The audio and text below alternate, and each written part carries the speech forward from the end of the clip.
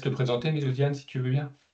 Très bien. Donc, enchantée, Mélodiane Camerini. Je suis responsable marketing pour la France pour la partie indirecte, donc à travers nos distributeurs. Je suis basée à Bordeaux et ça fait maintenant plusieurs mois qu'on travaille avec la Fédération nationale des CUMA en tant que partenaire et on prend beaucoup de plaisir. En tout cas, moi, personnellement, je prends beaucoup de plaisir. Donc, enchantée. Ok, merci. Alors, j'ai vu que j'ai deux écrans et je ne regarde pas forcément la caméra, je regarde l'écran où vous êtes. Donc, moi, Stéphane Cormier, je travaille pour Shell France depuis 24 ans maintenant, toujours en lubrifiant, avec un parcours essentiellement vente puis technique. Et donc, je fais partie du secteur indirect, puisque dans notre organisation, on a des clients en direct et des clients en indirect. Les clients directs, c'est nos commerciaux qui les visitent directement. C'est souvent des clients dits nationaux ou internationaux. Et on a un deuxième, je dirais, un deuxième canal de distribution de nos lubrifiants qui est l'indirect à travers des distributeurs. Et donc, je fais partie de l'organisation indirecte depuis 5 ans. 5 ans en tant que responsable de distributeur grand compte. Et puis, depuis quelques mois maintenant, j'ai repris la partie technique. Donc, je vous demanderai un peu d'indulgence puisque c'est mes premières armes au niveau technique en tant que tel. Mais bon, j'ai quand même un background assez long dans les lubrifiants, donc on devrait s'en sortir. Est-ce que vous voulez vous présenter les uns et les autres ou pas forcément? Dites-nous ce que vous voulez, comment vous voulez qu'on fasse avant qu'on démarre. Bonjour, Monsieur Roussel. Bonjour. On vient juste de se présenter, Bon. Mélodiane et moi. Donc, Mélodiane Marketing Bonjour. France Indirect et moi, donc, Technique Indirect France pour la partie lubrifiant de Shell France. Bah, moi, je peux commencer pour faire un petit tour rapide. Donc, Nifta Mehdi, je suis le chargé de mission énergie sur la FNCUMA et assez curieux d'avoir les informations sur le lubrifiant, etc. Parce que tout ce que j'en connais, c'est uniquement à titre personnel pour des voitures. Voilà. Je pense que ça ne va pas trop être différent, mais je suis curieux d'avoir plus d'infos. Donc, merci pour ça. Ok, ok. Je vais peut-être passer la main à tiens, Jean-Marc Roussel. Oui, bonjour. Donc Jean-Marc Roussel, je suis conseiller machiniste sur les Côtes d'Armor en Bretagne.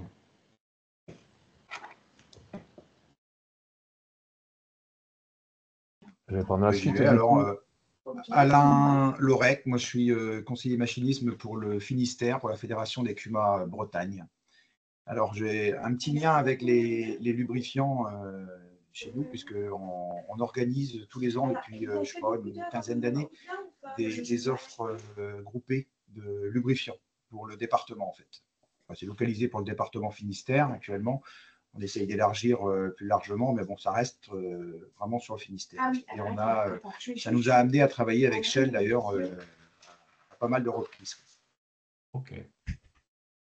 Via qui vous étiez en contact avec qui pour Shell? Moi, je passe pas par Shell directement. Non, c'est Shell qui redistribue et on passe par des fournisseurs en fait, autrement, des concessions quoi. D'accord, très bien. Ah ouais.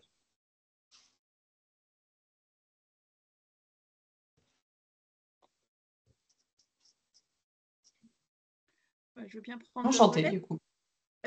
du coup. Bonjour à tous. Moi, je suis Sylvie Lhéritier. Je suis animatrice CUMA depuis 16 ans et initialement plus dans l'administratif au début. Puis depuis 7 ans, là, on est animateur polyvalent. Donc, du coup, j'accompagne les groupes sur les choix, sur les investissements, les calculs de coût de revient.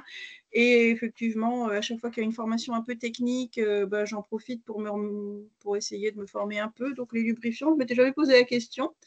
Et du coup, effectivement, d'avoir 2-3 infos de base me paraîtrait. J'aurais l'air moins sotte, quoi. Voilà. C'est juste l'objectif aujourd'hui pour moi. Très bien. Donc, je prends la suite. Donc, Sébastien Jalby, animateur machinisme aussi sur la Fédération départementale des CUMA du Tarn. donc basé à Albi. Et voilà, j'accompagne aussi voilà, tous les groupes sur des projets d'achat, d'essais, de démos. Et donc, les lubrifiants rentrent dans pas mal de nos engins et de nos outils. Donc, j'attends de voir tout ce qu'on peut ressortir de cette formation. C'est agréable cet accent chantant. Alors, on n'a pas le soleil malgré tout aujourd'hui, mais bon. À Bordeaux non plus, je vous rassure. Bonjour à tous, Samuel Nicolas, conseiller machinisme pour l'Union des CUMA et basé en Loire-Atlantique. Maxime Lepêtre, animateur à la Fédération départementale de la Corrèze, avec une spécialité plus agronomique, mais j'essaye aussi de gagner en compétences sur la partie machinisme. Très bien. Bah, écoutez, merci pour ces présentations. Il est 11, on va démarrer tout de suite. Ce que je vous propose, c'est de faire la présentation. Si vous avez des questions spécifiques sur le slide que je présente, vous pouvez intervenir directement ou éventuellement poser une question à travers le chat là dans la conversation. Ou éventuellement la garder pour la fin de session. On va garder un quart d'heure, 20 minutes. Allez, à partir de 11h45, je vais essayer de garder le timing pour nous laisser un quart d'heure et traiter quelques questions en fin de session. Si c'est une question assez rapide, posez-la directement sur le Slack quand je suis en train de présenter, ça sera peut-être plus efficace. Si c'est un sujet un peu plus dense, vaut mieux les garder pour la fin, sinon on n'aura pas le temps de tout voir. Allez, j'y vais. Donc l'agenda, donc ça sera qu'est-ce que sont les lubrifiants, à quoi ça sert. On va faire un tour sur la classification des moteurs. Donc HD, c'est Heavy Duty, donc c'est les moteurs de poids lourd. L'évolution des moteurs diesel professionnels, l'impact des huiles sur, l'impact, oui, sur ces huiles de moteurs diesel. On va faire également une petite aparté sur les transmissions, qui sont quand même un élément important en agri. On va évidemment vous parler rapidement de la gamme Shell en agriculture. Je vous propose également de faire un point rapide sur la partie service de Shell à travers donc l'UMatch qui est une aide à la préconisation. Et puis les analyses huiles qui sont aussi un élément important dans la partie maintenance des machines. Et à la fin, donc, il y aura des questions-réponses et je traiterai deux points, enfin essentiellement un point qui nous a été remonté par Mehdi concernant l'évacuation, enfin l'élimination des huiles, la collecte et l'élimination des huiles. Et donc là, je vous donnerai quelques éléments de réponse. Il y avait une autre question, mais on va la traiter directement dans la présentation. C'était l'impact finalement sur les huiles moteurs, le choix des huiles moteurs, quels peuvent être l'impact, etc. Et ça, on va le traiter vraiment dans le cœur de la présentation. Comme dans toutes les présentations Shell, on a des notions de sécurité. Bon, là, c'est essentiellement par rapport notamment au déplacement. On recommande aux gens qui suivent nos présentations de ne pas le faire, notamment au volant. Bon, là, on voit bien que tout le monde est à son bureau, donc pas de problème. Je passe sur ce slide-là. On n'est pas en salle de réunion commune, donc il n'y aura pas d'alarme, etc., etc. Donc voilà, à passer. Donc les lubrifiants, qu'est-ce que c'est et à quoi ça sert? Je vais éviter de tourner la tête à chaque fois. vous m'en excusez. Je vais rester focus sur mon écran principal. Donc les lubrifiants, à quoi ça sert finalement et qu'est-ce que c'est? Donc la définition de la lubrification, c'est le processus de modification du comportement des surfaces d'appui qui subissent des mouvements. Et donc là, le processus de modification, c'est relatif à un matériel qu'on interpose et qu'on appelle le lubrifiant, qui peut être solide, liquide ou gazeux. Donc l'idée, c'est très simple. Vous avez deux surfaces qui sont en contact l'une avec l'autre, qui sont en mouvement, deux pièces, généralement mécaniques. Et donc la lubrification, c'est le fait de séparer ces deux surfaces avec un matériau. Et là, on voit bien qu'effectivement, grâce à ce matériau, les deux surfaces sont quasiment plus en contact. ou en contact relatif. Donc, la lubrification, c'est la procédure qui permet de réduire l'usure entre ces deux surfaces en mouvement. Le lubrifiant, c'est évidemment le matériel qui réduit le frottement. Et donc, la fonction, c'est séparer les deux surfaces, etc., etc. C'est assez simple. J'ai mis dans les notes quelques éléments complémentaires, puisqu'on parle de lubrifiant donc liquide, gazeux ou solide. Donc, les liquides, c'est évidemment les huiles. On peut avoir des lubrifiants solides ou semi-solides qui sont comme les graisses ou éventuellement des additifs dans les graisses qui sont le graphite, le bisulfure de molybdène. Ça, c'est également des éléments qu'on appelle des lubrifiants solides. Et dans les gaz, évidemment, il y a par exemple l'air. On peut effectivement lubrifier à l'air. C'est quelque chose de connu. La fonction d'un lubrifiant, elle est multiple. Donc, c'est lubrifier et réduire les frictions. Ça, on vient de l'évoquer. Donc, pourquoi? C'est évidemment éviter l'usure entre les pièces, mais ça va être également de refroidir, d'éviter la corrosion et de nettoyer. Sur les 3 premiers critères, évidemment, on a l'objectif de réduire les frictions, d'éviter l'usure, de refroidir, c'est de diminuer l'énergie consommée et de diminuer la chaleur dégagée. Les fonctions d'un lubrifiant sont en complément, donc favoriser l'étanchéité et d'isoler potentiellement. Isoler, par exemple, dans un transformateur électrique, on va utiliser un lubrifiant pour isoler, le transformateur, les éléments du transformateur. Ça peut être également transmettre de la puissance, de l'énergie, de la chaleur. Donc, à travers, par exemple, un circuit hydraulique, on va transmettre de la puissance. On va transmettre de la chaleur, par exemple, dans un circuit caloporteur pour chauffer des éléments qui vont être utilisés sur, je sais pas, un process de fabrication de colle, par exemple. On va chauffer la colle à travers une installation qui va faire circuler un lubrifiant qu'on va mettre à une certaine température. Quand on parle de lubrifiant, et là en l'occurrence on va beaucoup parler d'huile moteur, il faut savoir que le lubrifiant c'est essentiellement une huile de base. Donc la matière première principale c'est une huile de base. Pour une huile moteur, on est à peu près à 75-85% d'huile de base dans la composition du produit fini. Le reste avec des additifs. Les additifs vont servir à améliorer les compétences ou les compétences intrinsèques de l'huile de base. Donc, on va avoir un détergent, un anti-usure, un dispersant, etc., etc. On va revenir sur les additifs. Donc, les huiles de base, elles peuvent être minérales, elles peuvent être synthétiques, elles peuvent être biodégradables, elles peuvent être de toute nature. Donc, c'est la provenance de l'huile de base qui va déterminer sa classification. Donc, on a des huiles minérales, par exemple, paraffiniques ou naphthéniques. Donc, ça, c'est la provenance du pétrole brut qui soit, je dirais, dans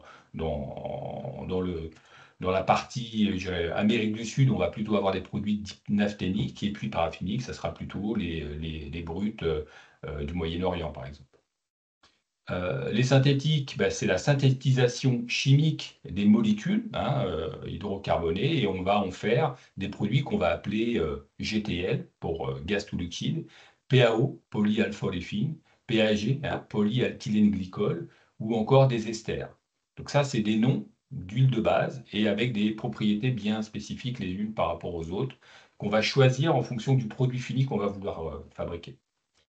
Biodégradable, là c'est pareil, on a soit du synthétique ou du naturel avec les huiles végétales, donc avec des pouvoirs biodégradables plus ou moins élevés et surtout des pouvoirs de lubrification plus ou moins efficaces. En 2 mots, sur la partie bio, le synthétique c'est très efficace techniquement, c'est un peu moins bio qu'une huile végétale. Par contre, l'huile végétale, techniquement, en termes de lubrification, ça va avoir des limites assez rapidement. Donc, en pratique, dans les huiles moteurs récentes, on est sur des huiles de base minérales plutôt d'un niveau élevé, puisqu'on a 3 groupes dans les huiles minérales, 1, 2, 3. Donc, on va plutôt utiliser des groupes 2, voire des groupes 3. Et de plus en plus, on va avoir des huiles synthétiques type GTL ou PAO pour avoir des produits très performants.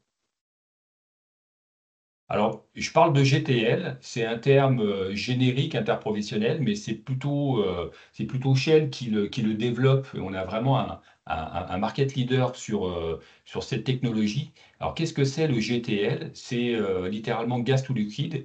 C'est finalement une matière première qui est une huile de base fabriquée grâce à la synthétisation finalement de gaz naturel. Historiquement, on raffine du pétrole où on va fabriquer des produits sur base synthétique à base de pétrole. Shell, depuis 25-30 ans, a développé une technologie qui permet d'utiliser non plus du pétrole, mais du gaz naturel, et qui va, par un processus très, très complexe, le transformer en liquide. Et donc, on va pouvoir en faire du carburant qui remplace le diesel, on va pouvoir en faire du carburant qui remplace le jet aviation, et on peut en faire également une matière première qui remplace des huiles de base standard. Je vois qu'il y a une question de Mehdi. Ça marcherait aussi avec du biométhane. Ça marcherait avec du biométhane. Oui, oui, tout à fait. Je dirais on a, peu importe le carburant, finalement, il n'y a pas d'incompatibilité avec le lubrifiant. C'est souvent les motoristes qui définissent finalement si les moteurs sont compatibles avec tel et tel produit et avec telle ou telle formulation, finalement, donc de lubrifiant.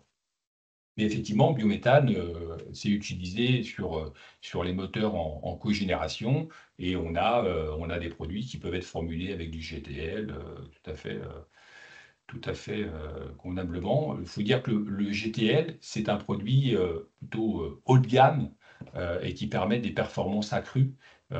Pourquoi? Parce que justement, c'est une matière première qui est très propre par rapport au pétrole classique. On a des performances de protection à froid qui sont très intéressantes, et surtout de performances énergétiques avec des viscosités qui sont relativement basses, mais une protection qui reste élevée. Donc voilà, le GTL, c'est une industrialisation, je dirais aujourd'hui, majeure chez Shell, et on fabrique beaucoup de produits finis sur base de GTL avec un intérêt technologique vraiment important, sans qu'on soit sur des niveaux de prix très élevés, puisque c'est un intermédiaire entre le minéral et le synthétique, finalement, le GTL. Deuxième point sur la partie Pure Plus Technologie, le GTL chez Shell. Donc Pure Plus Technologie, c'est finalement la technologie du GTL mis au service du lubrifiant. Et on va le retrouver dans les gammes véhicules légers à travers le logo Pure Plus. Quand sur une huile moteur Shell, pour un véhicule léger, vous voyez Pure Plus, ça veut dire qu'elle est fabriquée avec du GTL. Et si sur des huiles moteurs heavy duty, donc poids lourd, vous voyez Dynamic Protection Plus, c'est qu'effectivement, c'est une formulation base GTL. Et encore une fois, donc l'apport du GTL, c'est protection à chaud, protection à froid, économie de carburant, propreté moteur. Pardon. Je vais essayer d'accélérer un peu. La propriété importante des huiles. Alors, la principale sur une huile, c'est la viscosité. On a vu qu'il y avait une huile de base, des additifs. L'huile de base, elle peut être de différentes viscosités, mais la principale propriété sur un lubrifiant, quand on choisit un lubrifiant, c'est la viscosité. Trop bas, on va générer de l'usure. Trop haut, on va être, je dirais, sur une efficacité toute relative, soit pour un moteur, je dirais, on va manquer de performance, soit on va mal lubrifier, et donc on va évidemment avoir des avaries. Les autres propriétés des lubrifiants, c'est l'indice de viscosité, on va voir ce que c'est, la densité, puisqu'effectivement une huile, ça n'a pas la même densité que l'eau, hein, par exemple, hein, on est sur une densité un petit peu en dessous pour les huiles classiques. Le point d'écoulement, donc c'est le niveau de température à laquelle, je dirais, jusqu'auquel le liquide, le fluide, le lubrifiant reste liquide. Donc c'est une température négative, puisque on va avoir des produits qui qui vont se figer, entre guillemets, suivant la formulation, à -15, -20, -30, -50 pour certains. Le point d'écoulement, là, c'est un peu le contraire. C'est le point à laquelle le fluide va s'enflammer au contact, à l'approche d'une flamme. C'est les vapeurs, finalement, du lubrifiant qui vont s'enflammer. La stabilité à l'oxydation, donc ça, c'est la résistance du fluide à ne pas se dégrader trop rapidement. Résistance à la corrosion. On a aussi la notion d'anti-usure et d'extrême pression, donc ça, c'est pour la protection. La désémulsion, c'est la capacité de séparer l'eau et l'huile pour pouvoir extraire l'eau, qui est une menace finalement dans un système mécanique. La désaération, donc là c'est la séparation avec l'air. La résistance au moussage qui est liée avec la désaération. Et la compatibilité, c'est la compatibilité soit avec les carburants, soit avec les autres lubrifiants. Donc tout ça, c'est les propriétés hyper importantes de l'huile.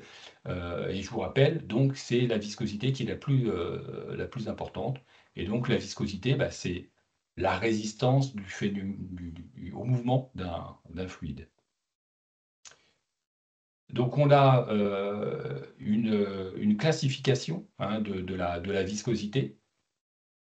On en a deux, pardon. On a l'ISO qui est la classification industrielle et on a la SAE qui est dans le milieu automobile. Donc automobile, on va englober tout ce qui est avec des roues, 4 roues ou plus que 4 roues. Donc c'est les véhicules légers, les véhicules utilitaires, les poids lourds, les engins, etc., etc.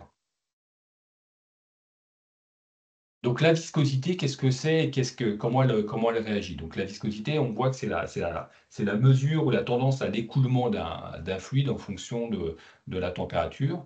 Et il est important de noter que plus la température augmente, plus la viscosité du fluide diminue. Ça, c'est vraiment capital à garder en tête. Et à contrario, quand la température diminue, la viscosité du fluide augmente. Pourquoi j'insiste là-dessus? Tout simplement parce que sur les huiles moteurs, historiquement, il y a pas mal d'années, on n'avait pas cette notion d'huile adaptée à la fois aux périodes chaudes et aux périodes froides. Donc on avait potentiellement la nécessité de viscosité, de vidanger, pardon, en mi-saison. Je vous parle d'un temps qui est vraiment très, très, très, très ancien, pourquoi pas début du siècle. Donc les motoristes ont introduit la notion d'huile multigrade qui permettent, je dirais, de conserver une viscosité relativement médiane, à la fois sur des températures froides et à la fois sur les températures chaudes. Il faut comprendre que quand on travaille en hiver, l'environnement est froid. Pour autant, le moteur ou les organes mécaniques qui sont lubrifiés vont monter en température avec les échauffements. Et donc, on va avoir une température de service, par exemple, sur un moteur qui pourrait avoisiner les 100 degrés. Donc, pour éviter d'avoir un produit qui soit trop fluide à froid, mais qui va devenir encore plus fluide à chaud et qui va générer de l'usure, on a créé ces produits multigrades dont la pente finalement de viscosité est moins élevée, plus plane qu'une huile monograde. C'est-à-dire qu'une huile monograde, on va avoir une viscosité de base qui va être à un certain niveau, et plus on va monter en température, plus la viscosité va chuter. Donc, je vous rappelle qu'on a besoin d'une viscosité minimum pour respecter, je dirais, pour éviter le contact des matériaux en mouvement. Donc à 100 degrés, par exemple, il faut à peu près 3, 4, 5 centistock pour éviter ce contact métal-métal.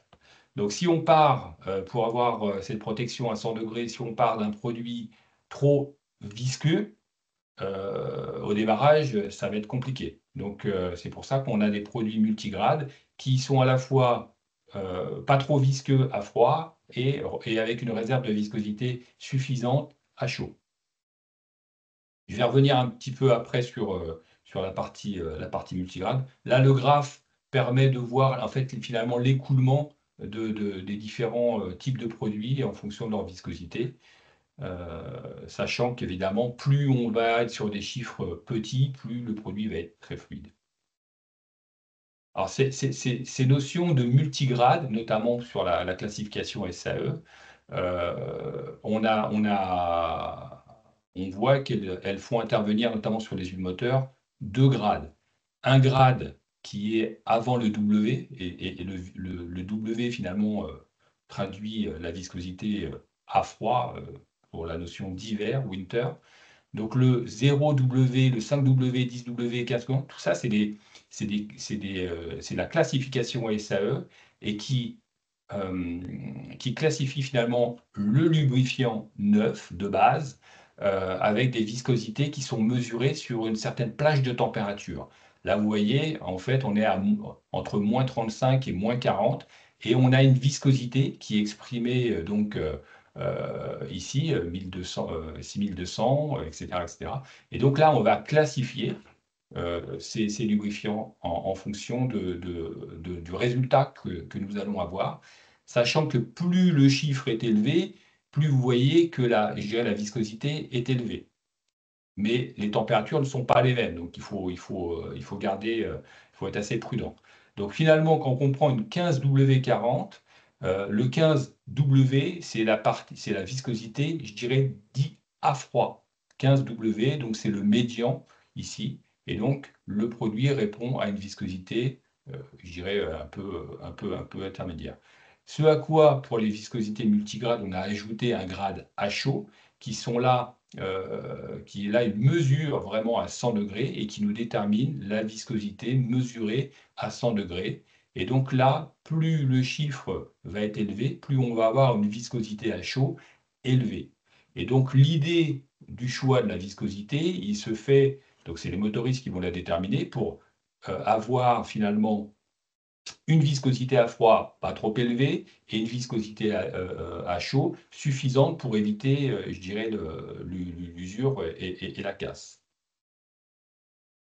Donc, ce n'est pas simple à appréhender, mais ça demande juste un petit peu de pratique. Il faut vraiment garder à l'esprit sur la partie juste avant le W, donc c'est la partie hiver, et donc plus vous avez un chiffre bas, plus vous avez un produit fluide. Et donc là, la même chose sur le chiffre après le W. Donc plus vous avez un chiffre bas, plus vous avez un produit fluide. L'idéal serait d'avoir un produit qui fasse le grand écart finalement, mais on verra qu'on a depuis quelques années introduit des notions aussi d'économie d'énergie, d'efficacité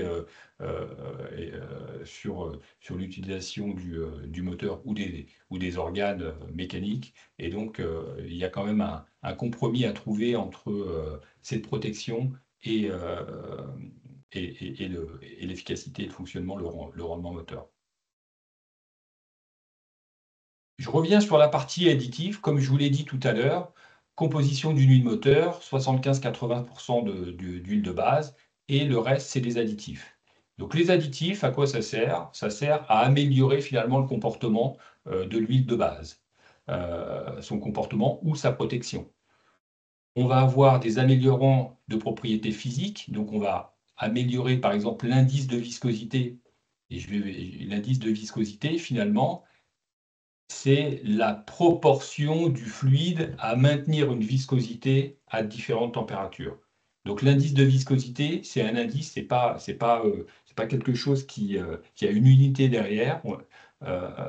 Cet indice va déterminer est-ce que ce produit est plutôt destiné à une utilisation avec une plage de température qui est plutôt limitée. Par exemple, en industrie, on travaille dans des ateliers où la température ne varie pas tant que ça finalement. Par contre, quand on travaille à l'extérieur, et notamment en agriculture, forcément, on peut travailler en hiver, on peut travailler en été, et là, l'environnement et la différence de température est extrêmement importante. Donc, il est capital d'avoir des produits avec un indice de viscosité qui soit relativement élevé. Et pour les augmenter, pour améliorer cet indice de viscosité, on va tout simplement ajouter un additif qui va permettre, entre guillemets, à froid d'être relativement, de prendre de la place dans la formulation, dans les molécules, et donc qui va artificiellement augmenter la viscosité. Et à chaud, c'est comme un escargot qui va se rétracter dans sa coquille et qui va finalement abaisser la viscosité. On a des abaisseurs de points de congélation. Si on veut travailler plus bas avec l'huile de base, elle ne permet pas naturellement de travailler à des températures trop froides parce que on a un point de congélation qui est à -15 par exemple et qu'on veut que le produit aille jusqu'à -20, bah, on va pouvoir artificiellement abaisser encore ce point de congélation. Ensuite, on va protéger les surfaces. Donc, il nous faut des additifs anti-usure, des dispersants, des détergents, etc. Et également des antioxydants ou des anti-mousses. Sur les huiles moteurs, un élément, un additif hyper important, c'est les détergents. Et les détergents, ils vont avoir comme fonction neutraliser les acides. Parce que dans un moteur, bah, il y a forcément une formation d'acides dans la chambre de combustion à travers la présence d'air et de soufre. Et ces acides vont, si on ne les neutralise pas, vont pouvoir attaquer finalement les surfaces métalliques. Et là, en l'occurrence, sur le moteur, ça va être plutôt les coussinets. Et donc, l'idée du détergent, c'est de neutraliser les acides finalement, en les isolant, en formant une espèce de protection, de coque autour des acides pour éviter cette attaque chimique sur le matériau. Donc ça, c'est les détergents. La fonction autre secondaire du détergent, ça va être limiter les dépôts, notamment sur la partie au moteur, puisque le lubrifiant, c'est essentiellement du carbone, avec les températures extrêmement élevées sur la partie au moteur, bah, on va créer finalement une dégradation et des agglomérats qui peuvent s'agglomérer sur la segmentation ou la partie au moteur. Et donc là, le détergent, ça va être également, encore une fois, d'isoler ces molécules de carbone pour éviter qu'elles s'agglomèrent et qu'elles forment des dépôts qui vont être préjudiciables au bon fonctionnement du moteur. Donc là, on a deux photos, un piston avec un lubrifiant qui a bien fonctionné en termes de détergence, et un autre où là, finalement, ça a été une catastrophe. On a une coquefaction des résidus un peu partout, sur le haut du piston, sur les gorges de la segmentation, etc., etc. Les dépôts dans le haut moteur, on voit qu'effectivement, hein, c'est un cercle vicieux, entre guillemets, puisque dès qu'on commence à avoir du dépôt, on va avoir une mauvaise,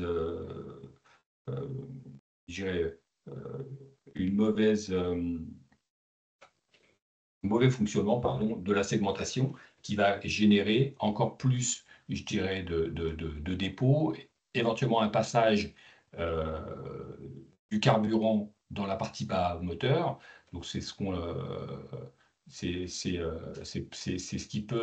qu'on appelle la dilution finalement, ce qui va potentiellement générer une mauvaise lubrification puisqu'on va avoir du carburant dans l'huile, etc., etc. Donc c'est un cercle qu'il faut absolument éviter. Donc le niveau de propreté au moteur est primordial. On a également des dispersants, donc on a vu les détergents, là on a également des dispersants. Là c'est plutôt sur la partie bas moteur, plutôt à froid. Donc on va essayer de piéger finalement les dépôts qui malgré tout, on ne peut pas les éviter, hein, les dépôts, donc il faut les gérer, il faut savoir les gérer, les canaliser. Et donc l'idée du dispersant, c'est d'éviter que ces dépôts s'agglomèrent dans le bas des carters, là où il y a les parties froides.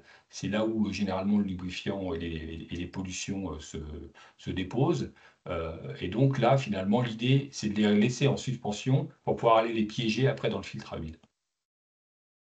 Donc ça, c'est les dispersants.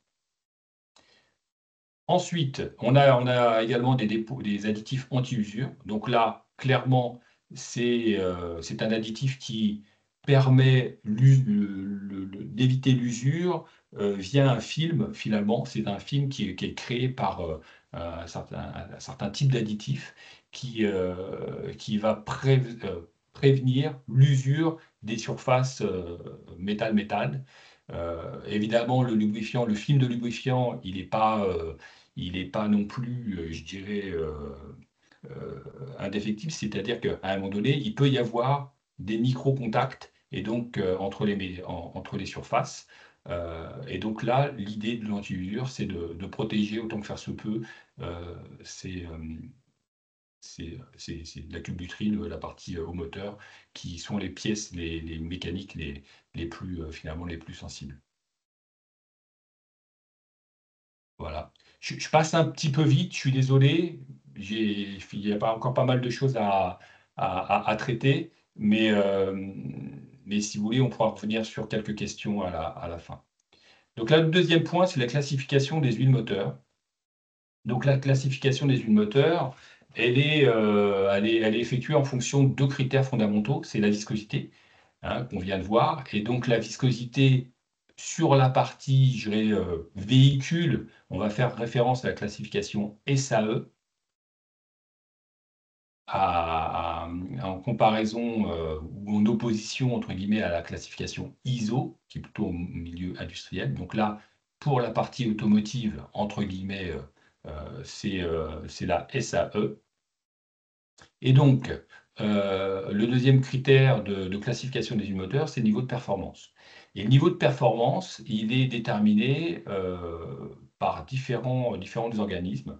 On a l'API, donc c'est un institut américain. On a l'ACEA, c'est plutôt les Européens. On a le JASO, c'est plutôt l'Asie. On a un nouvel organisme qui, effectivement, là, c'est plutôt à la fois les Américains et les Asiatiques, plutôt même les Japonais. Et on a les constructeurs, ce qu'on appelle les OEM, qui également, eux, peuvent déterminer aussi des niveaux de performance minimum pour les huiles moteurs. En agriculture, la classification auquel on va faire plutôt référence, c'est l'API, la CEA ou les normes constructeurs. Le JASO et l'ISAC, c'est plutôt sur la partie véhicule léger, VUL, et moins en Europe finalement, beaucoup moins en Europe.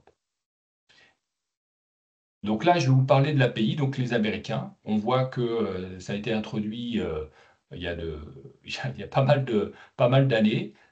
Toute la partie rouge, finalement, c'est les normes qui sont aujourd'hui obsolètes, envers celles qui sont encore d'actualité. Et on voit que on a des évolutions régulières des normes en fonction des évolutions techniques des moteurs. On va voir juste le détail juste en dessous. Mais effectivement, là, c'est pour la partie HDDO, hein, c'est-à-dire les moteurs poids lourds, qui sont également les moteurs qu'on retrouve, je dirais, sur le matériel agricole, les tracteurs en particulier. Donc, si on regarde en détail l'évolution des normes API, on voit, ça a démarré dans les années 60. Jusque, je dirais, avant les années 2000, on travaillait sur des éléments qui étaient relativement basiques, et notamment sur la partie dépôt et propreté. À partir des années, je dirais, fin 80, fin 90, début 2000, on a commencé à travailler sur, je dirais,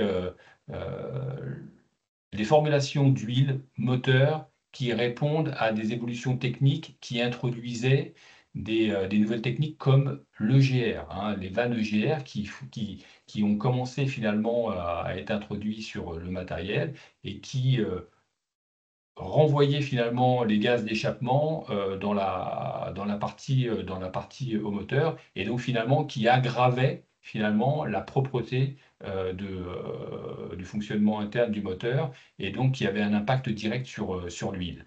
Et donc là, à partir de ces années-là, on a réfléchi, les motoristes ont réfléchi à des formulations d'huile moteur qui prenaient en compte, je dirais, ces nouvelles problématiques, et le fait d'accentuer, je dirais, les dépôts dû aux suies qu'on venait injecter en plus dans le moteur.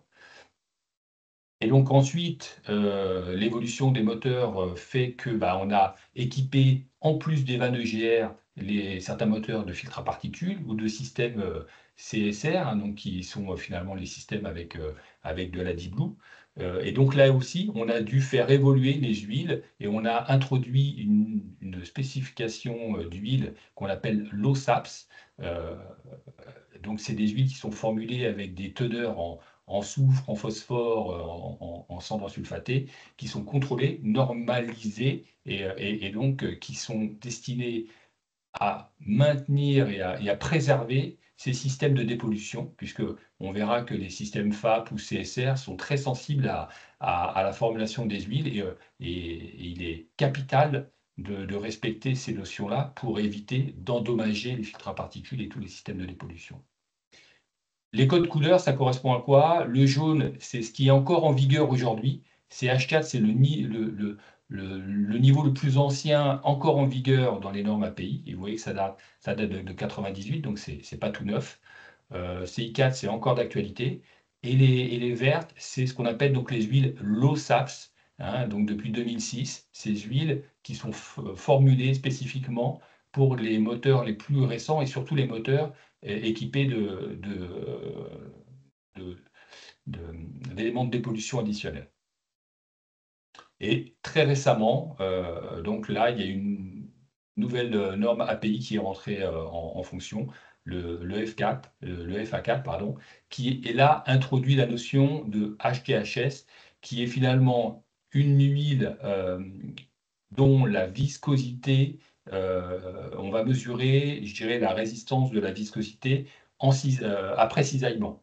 C'est-à-dire que jusqu'à présent, on testait les huiles et on les classifiait huiles neuves.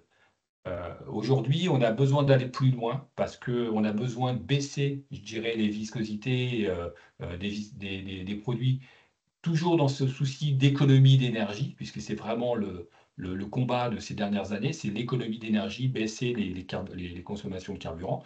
Donc on va utiliser de plus en plus des huiles avec des viscosités plus basses. Mais qui dit viscosité plus basse dit un risque d'usure, puisque à chaud, on va potentiellement avoir des ruptures de film d'huile. Hein. Vous vous rappelez que plus on est sur une viscosité basse, avec la température, la viscosité va encore diminuer. Et donc là, à un moment donné, on va arriver à un point de limite de protection.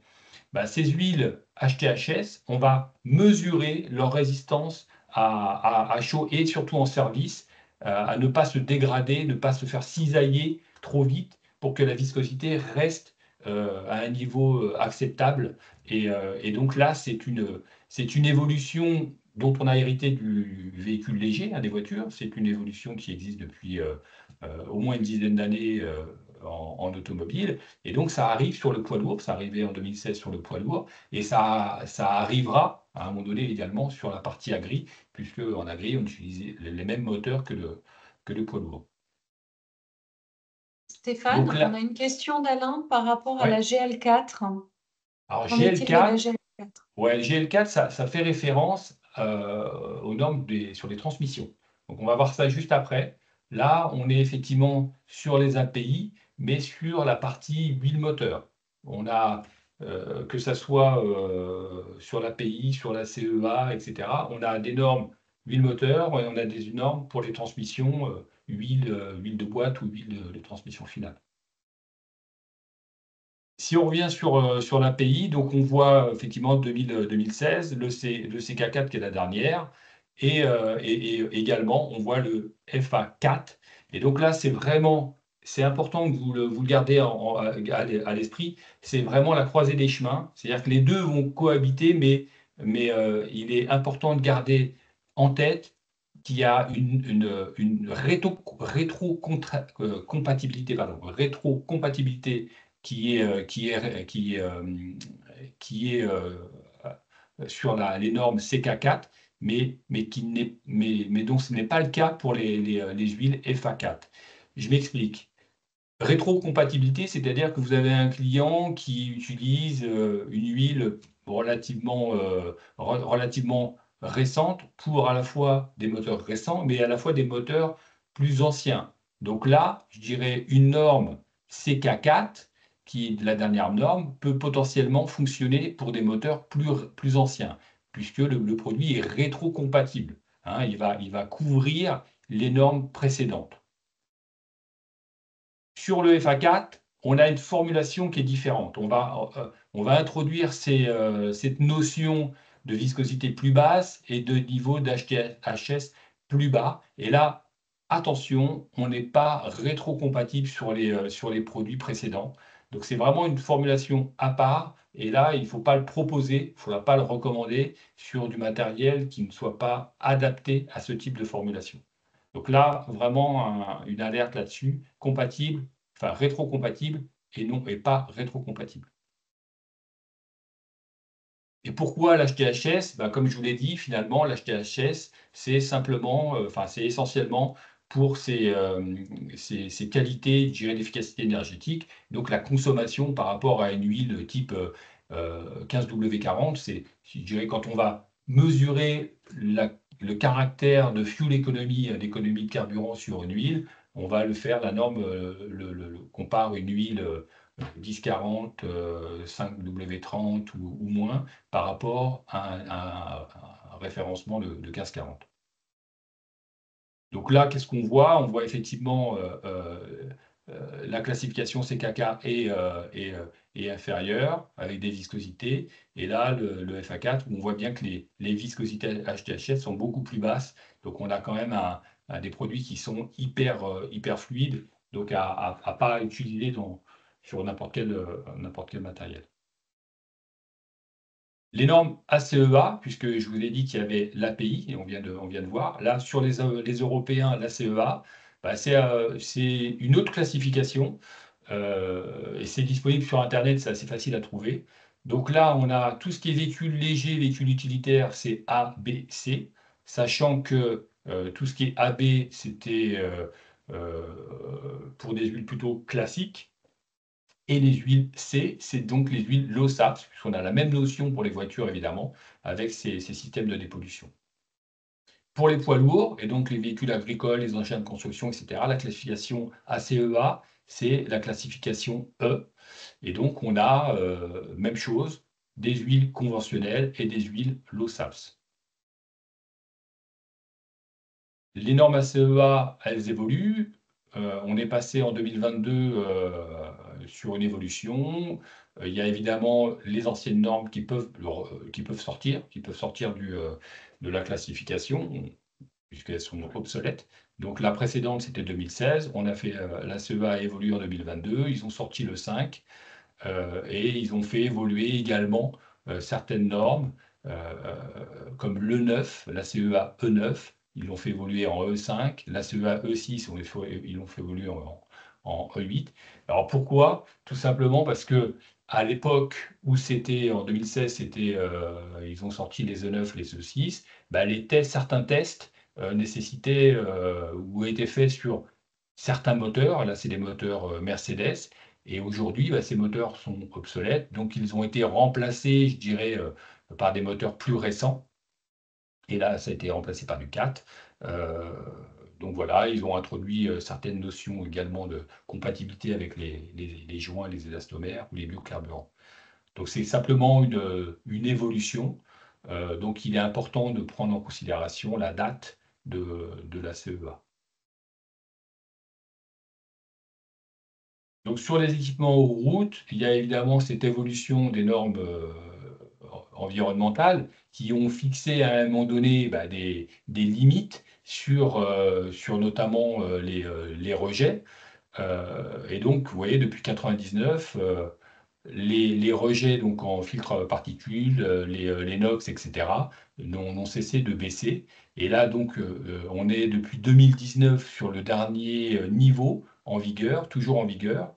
Donc, c'est le stage 5, et donc qui fixe un certain nombre de limites sur ces éléments polluants que le moteur est en droit de rejeter. Et donc la classification, elle se fait suivant la puissance des moteurs. Et donc il y a suivant la norme, il y a une valeur qui est donnée sur les émissions de particules, etc., etc. Donc tout ça, c'est bien classifié. Ça va continuer d'évoluer vers un stage 6, 7, etc., etc.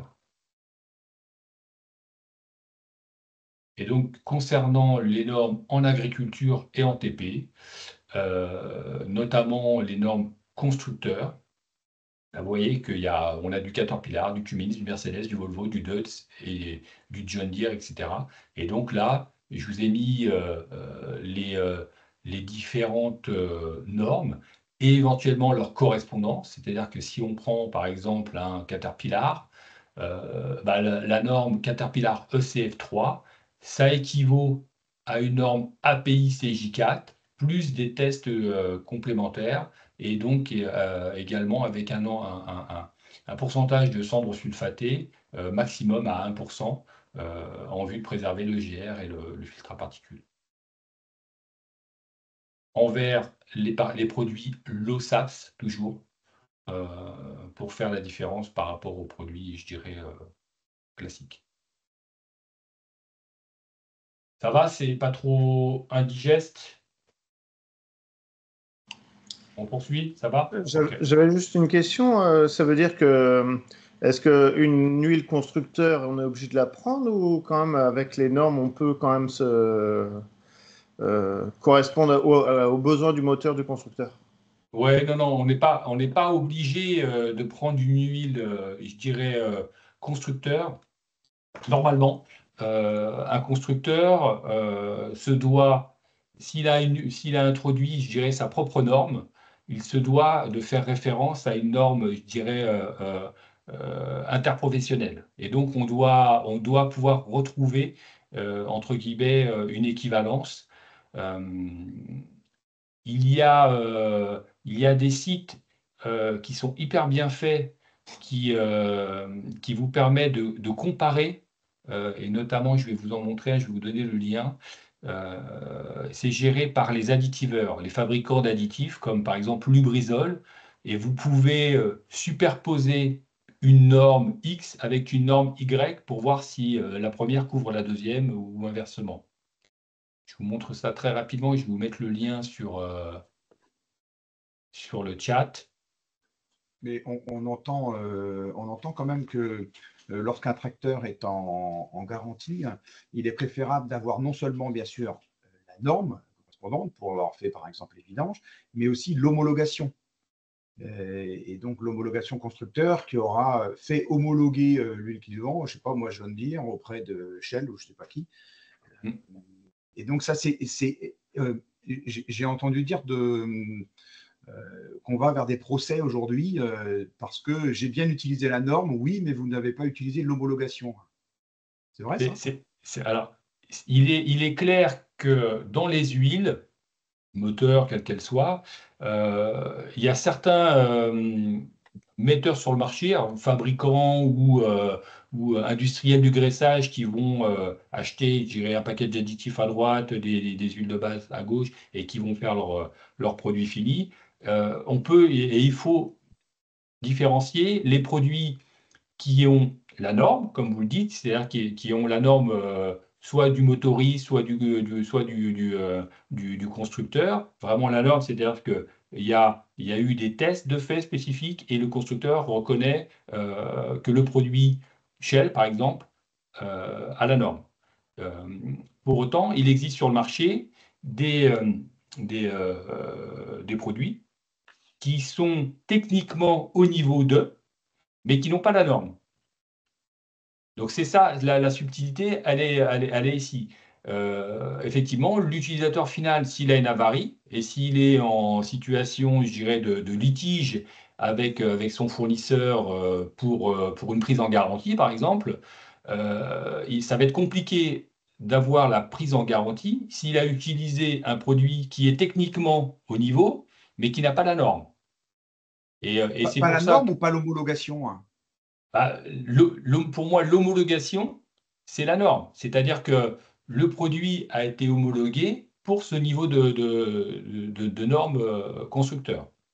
Non, mais parce que j'entends que on peut avoir la norme, mais pour avoir l'homologation, les constructeurs ont payé auprès de Shell, par exemple, cette homologation, et ils l'ont en plus. C'est Et l'inverse, en Shell fait. certifie, et c'est l'inverse? Ouais, c'est l'inverse. En fait, c'est nous, pétroliers ou fabricants, plus généralement, fabricants, qui payons auprès d'un constructeur le fait de faire passer un produit, faire passer des tests pour obtenir une homologation. Je vous donne un exemple. En poids lourd, on va avoir, par exemple, une norme chez Volvo, la norme VDS5. VDS5, c'est la norme la plus élevée chez Volvo aujourd'hui. Pour avoir la norme VDS5, il faut se présenter chez Volvo, leur dire, voilà, on a formulé un produit qui correspond à votre cahier des charges que vous nous avez confié.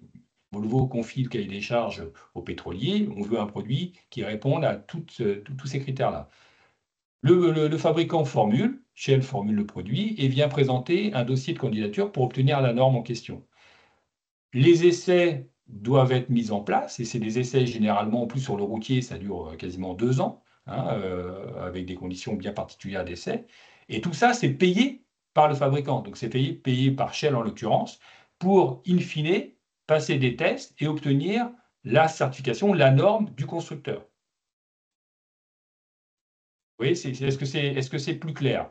Et donc, certains produits sur le marché se disent au niveau technique de la norme du constructeur, pour autant n'ont pas passé l'homologation officielle, et donc ne peuvent pas se prévaloir de cette norme-là. Et donc, en cas de litige, effectivement, ces produits-là, qui sont techniquement au niveau 2, mais qui n'ont pas la norme, il peut y avoir des problématiques de garantie. Ça, c'est vrai.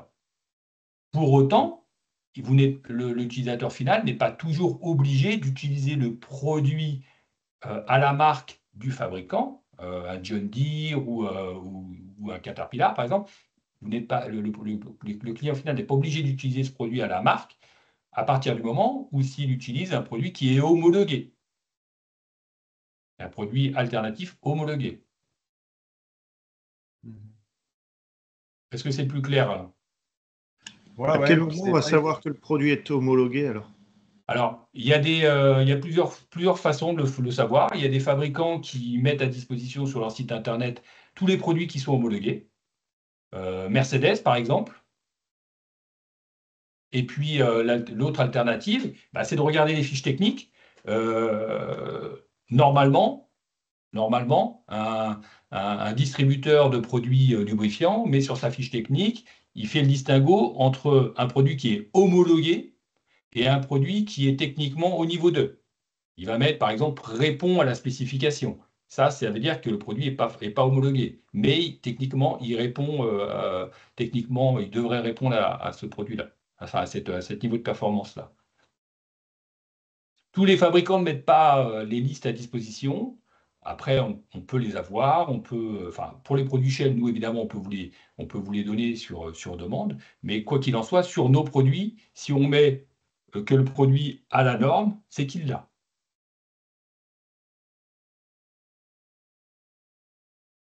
OK? Et là, je voulais vous montrer juste très rapidement un outil chez Lubrizol. Donc, je l'ai mis dans le chat, là, c'est le lien.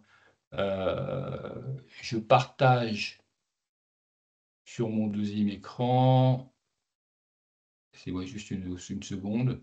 Donc ça, cet outil, finalement, c'est l'outil d'un des fabricants d'additifs qui va pouvoir nous permettre de comparer des formulations, des niveaux de performance et des normes les unes par rapport aux autres. Si on prend, donc là on a les véhicules légers, là on a les moteurs poids lourds. Donc si par exemple on prend le poids lourd, on va pouvoir spécification. Alors pourquoi ça ne marche pas? C'est les spécifications. Donc, normalement, je ne sais pas pourquoi ça bug, mais là normalement on devrait avoir en fait une liste avec tous les API, tous les ACEA, éventuellement même les normes constructeurs, et on peut sélectionner 2 produits et on voit là un graphe qui permet de superposer une formulation ou plus les unes par rapport aux autres pour voir si l'une couvre la précédente. Donc là, visiblement, ça ne marche pas. Moi, j'ai ouvert Ça le site fonctionne et pas. ça marche. Ouais, ça Ah. fonctionne. Bah écoutez, sur mon ordi, là, ça n'a pas l'air de. Moi non plus, ça se trouve, c'est notre firewall. Ouais, chez ouais. nous. Mais gardez ce tool-là, c'est assez intéressant, mais ça n'exclut pas effectivement ce qu'on a évoqué avec Alain, c'est-à-dire la norme constructeur, elle prévale je dirais sur le niveau de performance. En cas de garantie, évidemment, hors garantie, bah, les clients, ils font ce qu'ils veulent. OK? Mhm.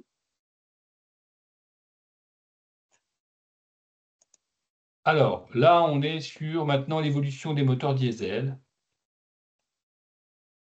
Donc, comme je vous l'ai dit, moteur diesel, bah, ça n'a cessé d'évoluer depuis l'invention fin du 19e jusqu'à maintenant. L'idée, c'était qu'effectivement, d'avoir au départ du rendement, un meilleur rendement. Sur ces dernières années, l'objectif de l'évolution des moteurs, c'est surtout la limitation sur l'impact environnemental.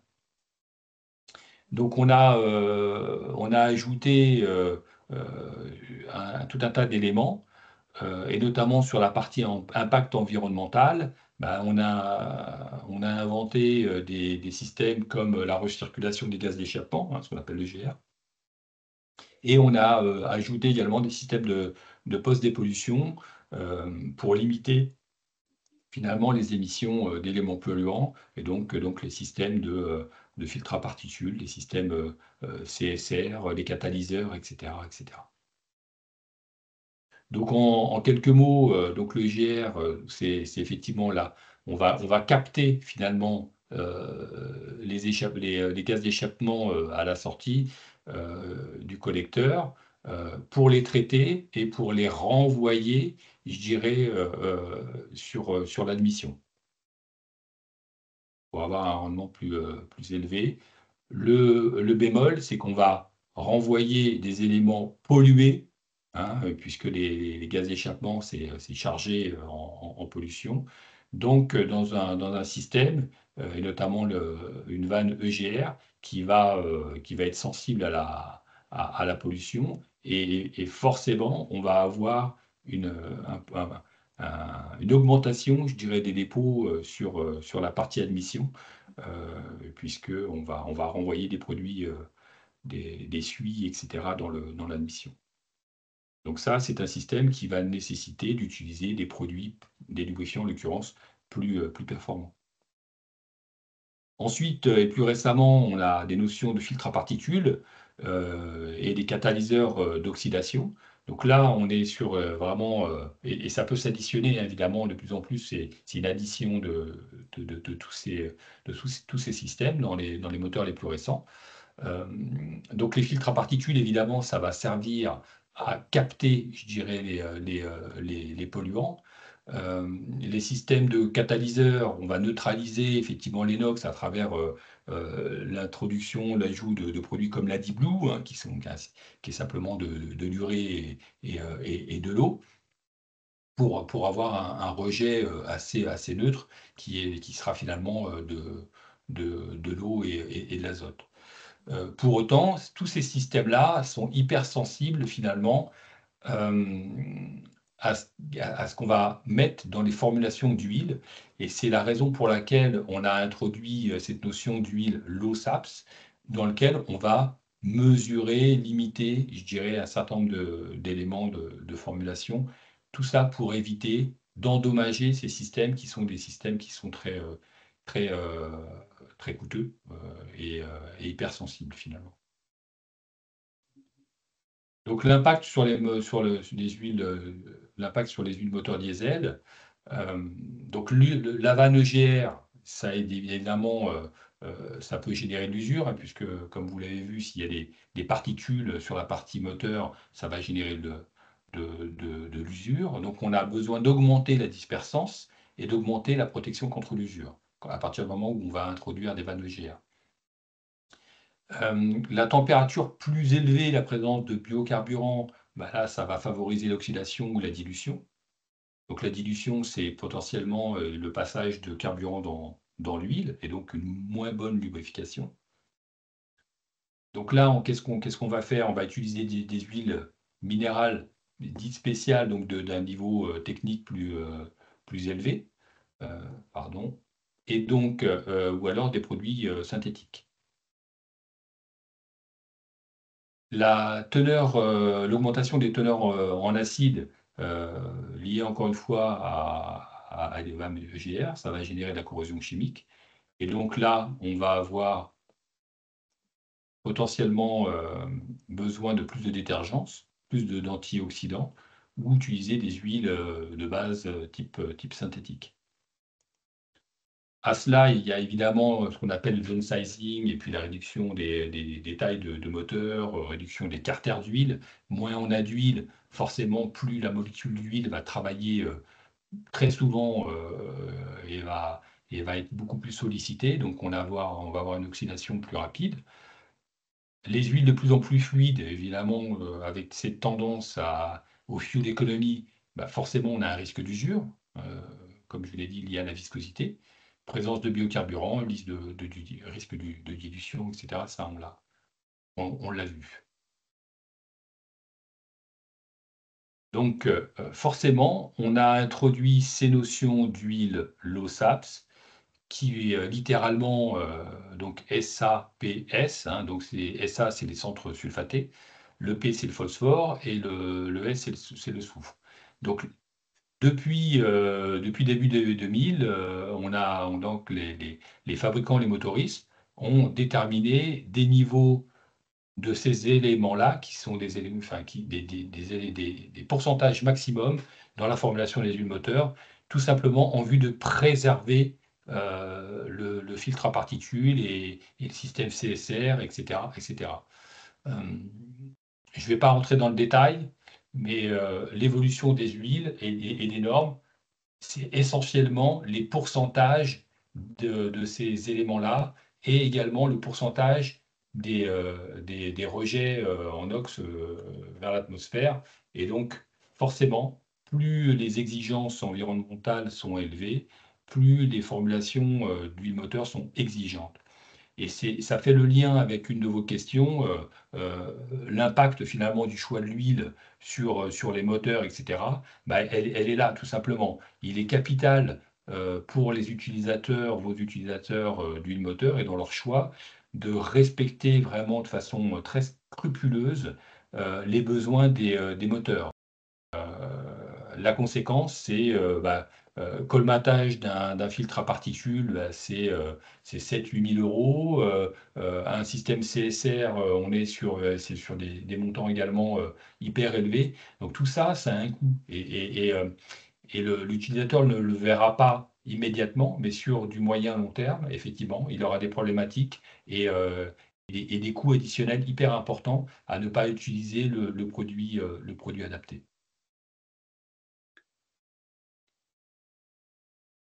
Donc ça, bon, c'est la redite sur le low-SAPS. Voilà. Est-ce que c'est assez clair sur la partie huile moteur? On va passer aux transmissions. Est-ce qu'il y a d'autres questions avant qu'on passe sur la partie transmission? Non, ça vous va? Stéphane, juste pour le temps, il nous reste 3/4 d'heure. Ok. Même un peu moins une demi-heure si on veut traiter un peu les questions. Ok, merci. Est-ce qu'il est encore conseillé de mettre des huiles multifonctionnelles aujourd'hui dans des moteurs récents? Non, on va le traiter juste là, justement. Merci de l'introduction, Alain. Ouais, effectivement, sur la partie agriculture, on avait la possibilité sur des machines anciennes d'utiliser un produit multifonctionnel qui était à la fois moteur, transmission, hydraulique, etc. Depuis les années 2000, les moteurs post-2000, c'est plus possible. À cause de tous ces éléments qu'on vient de voir, notamment à partir de 2000, l'introduction des vannes EGR, etc., la technologie et je dirais le design des moteurs après 2000 font qu'il est plus possible d'utiliser un produit multifonctionnel comme c'était le cas auparavant. C'est encore possible pour les moteurs assez anciens, mais ce n'est plus le cas pour les moteurs, je dirais, du millénaire, du nouveau millénaire. Donc, si on passe sur la partie transmission, on va avoir effectivement ce qu'on appelle les transmissions combinées. Transmission combinée, ça veut dire qu'on a dans un carter, le circuit d'huile transmission va opérer sur différents organes, que ça soit la boîte de vitesse, que ce soit une boîte CVT, PowerShift, le pont, les freins émergés, les réducteurs finaux, le circuit hydraulique et éventuellement la prise de force. Donc là, on a évidemment une exigence qui est très différente en termes de besoin de lubrification en fonction des organes. Une hydraulique et une huile de transmission finale, c'est un peu aux opposés en termes de viscosité. Une hydraulique, c'est plutôt très fluide. Transmission finale, il y a de la charge, il y a besoin d'une huile, je dirais, avec une viscosité, une protection anti-usure qui est assez conséquente. Donc aujourd'hui, il y a un grand écart à faire pour ces huiles, je dirais, multifonctionnelles. Historiquement, on avait effectivement, et c'est toujours le cas, c'est toujours en vigueur, mais comme l'évoquait Alain, on avait, je dirais, des huiles UTTO qui étaient effectivement des huiles universelles qui incluaient la lubrification du moteur. Et on est passé plus récemment, et on est toujours là-dessus aujourd'hui, sur les STU. Et donc, c'est une classification des huiles multifonctionnelles, mais qui exclut l'huile moteur, parce qu'aujourd'hui, le moteur est trop complexe à lubrifier. Et donc, on va se concentrer finalement sur tous les autres organes, excepté le moteur. La petite comparaison entre une UTTO et une STU. Donc là, STU, c'était les moteurs anciens, et on voit bien qu'un seul produit lubrifiait tous les organes. OK. Et donc, depuis, je dirais que les moteurs ont des besoins supérieurs à la PICF4, donc 99, on a arrêté d'utiliser un produit multifonctionnel qui est plutôt à destination des transmissions et de l'hydraulique sur le moteur. Pour autant, sur les moteurs anciens, plus anciens, c'est possible.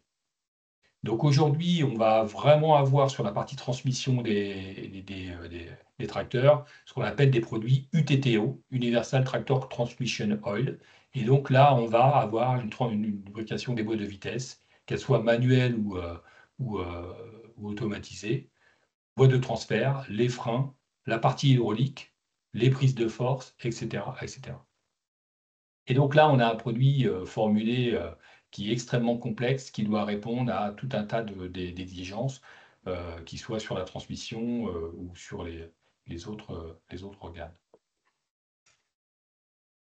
Là, je vais essayer de passer assez vite parce que c'est très complexe. Pour autant, vous aurez les slides et ça vous donnera, je dirais, ça va un peu démocratiser, enfin, ça va un peu vous expliquer de façon un peu plus précise, plutôt, les différents organes, parce que dans les transmissions, comme je vous l'ai dit, il y a les boîtes de vitesse. Dans les boîtes de vitesse, il y en a plusieurs types, etc., etc. Donc là, on n'aura vraiment pas le temps de s'arrêter là-dessus, mais en quelques mots, donc les transmissions, on a évidemment les boîtes de vitesse. Dans les boîtes de vitesse, on a les boîtes mécaniques, on a les transmissions semi-power shift, on a les full power shift, et on a, je dirais, les CVT, donc dites à variation continue. Donc ça, c'est des choix techniques des constructeurs en fonction aussi de l'utilisation et des besoins de l'utilisateur final et de la taille et de la puissance du tracteur et du travail que va devoir faire ou souhaiter faire, je dirais, l'utilisateur, l'agriculteur. J'ai mis là petite explication. Donc, semi-power shift, c'est à la fois une boîte mécanique et des rapports à commande hydraulique. Le full power shift, toutes les vitesses sont commandées hydrauliquement. Et donc, le CVT, c'est un système qui combine plusieurs choses, à la fois l'hydraulique et le mécanique. Et donc là, on va le voir juste après. Donc les organes, on a également évidemment les transmissions et les embrayages, donc le multidisque. Donc là, c'est aussi important parce que les embrayages étant dans l'huile, il faut que l'huile ait une formulation qui soit compatible avec les matériaux de friction. C'est ça vraiment la vraie problématique. Les conséquences, ça va être du bruit, si on n'a pas la bonne formulation, etc. Du bruit, éventuellement des à-coups, manque de souplesse. Donc là, il est capital d'avoir un produit qui soit vraiment formulé et adapté aux éléments de friction, donc les différents disques qui sont en friction les uns par rapport aux autres. Donc les engrenages, on a évidemment pas mal d'engrenages dans une transmission, hein. Donc les engrenages, vous voyez à quoi quel aspect ça peut avoir. Donc là, on a vraiment besoin d'un lubrifiant, je dirais extrême pression, qui soit costaud, puisqu'on a des éléments mécaniques directement qui sont en contact avec des forces qui sont hyper élevées. Et donc là, on revient à ce qu'on évoquait tout à l'heure. Donc là, sur la partie transmission, globalement, ce qui est demandé en agri, c'est un niveau technique API GL4 qui fixe finalement, comme on avait des API sur les huiles moteurs, un niveau technique qui détermine un certain nombre de critères, à la fois la viscosité, le type d'additif ou le niveau d'additivation, la résistance à l'usure, etc. sur le lubrifiant de transmission. Les freins immergés, bon, on a vu les embrayages, là on a également les freins, donc c'est un peu la même problématique, c'est-à-dire la compatibilité avec les éléments de friction, en vue évidemment de réduire le bruit, le broutage, améliorer le confort, etc. etc. Dans les transmissions, parmi les organes, on a également le système hydraulique. On met le plus sensible, puisqu'effectivement, finalement, aujourd'hui, sur l'hydraulique, il y a des asservissements électroniques qui font qu'il y a des distributeurs, des pièces qui sont en mouvement, qui reçoivent et gèrent le fluide et qui sont hypersensibles à la pollution. Et évidemment, l'environnement d'un tracteur, ce n'est pas le plus exempt de pollution extérieure, les poussières, etc. Donc là, il est vraiment important d'avoir un produit qui soit à la base performant, mais qui garde, je dirais, un niveau de propreté relativement élevé. Donc il faut que le produit soit filtrable, ça c'est un élément important, qui puisse avoir des capacités de désaération importantes pour éviter la présence d'air dans le circuit hydraulique, etc. etc.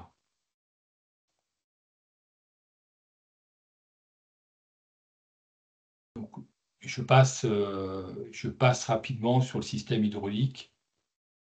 Vous pourrez le lire par ailleurs.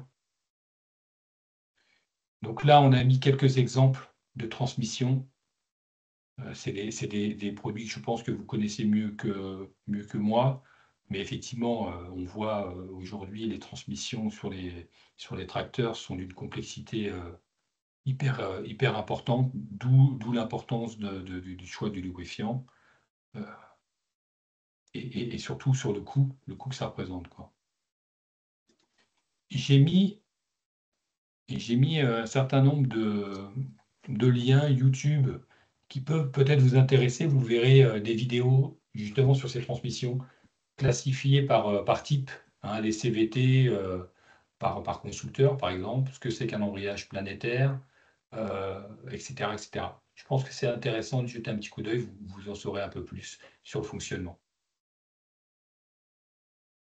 Un slide que vous verrez apparaître, c'est est-ce que l'utilisation finalement d'une ETTO pas chère, est-ce que c'est vraiment une bonne affaire? Là, on a la réponse, c'est-à-dire qu'à un moment donné, le lubrifiant est tellement crucial dans les transmissions combinées sur des organes qui sont tellement coûteux que la différence de quelques cents au litre sur le prix de l'huile, il n'y a pas de commune mesure par rapport aux conséquences si le produit n'est pas techniquement au niveau, quoi. Là, on voit le marquage sur les dentures. Là, on a une transmission qui est complètement éclatée. On voit toute la limaille ici. Donc là, effectivement, on a une problématique de lubrification qui fait que toute la transmission, elle a sauté, quoi. Ça, c'est des éléments vraiment à prendre en compte et je pense qu'on est tous d'accord à dire que le calcul, il se fait sur du long terme et les quelques cents sur le lubrifiant sont anecdotiques par rapport au prix du matériel, quoi. Est-ce qu'une huile de transmission comme ça se périme lorsque le bidon est ouvert? Avec le temps, certains vont utiliser 3-4 ans après des bidons qui étaient ouverts. Ils disent, bon, ils l'ont pas, elle n'a pas été polluée parce qu'ils ont gardé le bouchon dessus, mais j'ai entendu dire que ça se périmait quand même.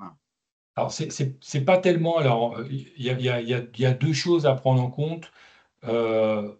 Il y a, alors, sur une date limite d'utilisation, je dirais qu'en fonction des fabricants, ça va être varié, mais pour vous donner un exemple de Shell, nous, on va donner entre 1 et 3 ans de date limite d'utilisation d'un produit neuf, suivant les conditions de stockage.